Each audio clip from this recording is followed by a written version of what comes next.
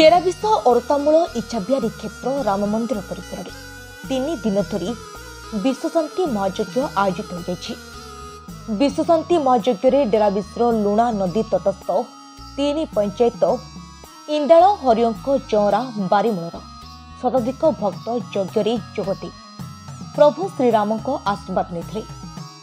इच्छाबिहारी क्षेत्र में 6 वर्ष धरी महायज्ञ अनुष्ठित होती 3 दिनात्मक यज्ञ अंकुरारोपण ठारू पुनाहाती पर्यंत श्रीराम रीतिनीति सुरुखुरु संपन्न होता। ओडिशार पुण्य प्रवचक भाव ख्यात केशव दास श्रीकृष्ण महायज्ञ परिसर निज प्रवचन दे भागवत गीता संपर्कित सारमर्म धर्मवाणी आलोचना करते।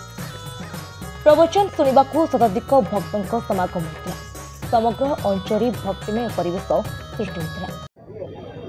कुनी प्रवचक भाव आप ख्याति अर्जन कर अट्टामुख आसते राम महायज्ञ कौन बार्ता रखिए। जय श्रीराम जय जगन्नाथ। आज ये अति सुंदर भाव में जेहेतु ये जड़े देवता अच्छा अधिष्ठात्र देवता आ क्षेत्र नाम परिचित इच्छा बिहारी क्षेत्र नाम तेणु इच्छा मात्र के से भगवान ये फल दे था बिना आज्ञा जगत में रही ना वृथा बहादुरी बिना आज्ञा किसी भी हो पारि न था।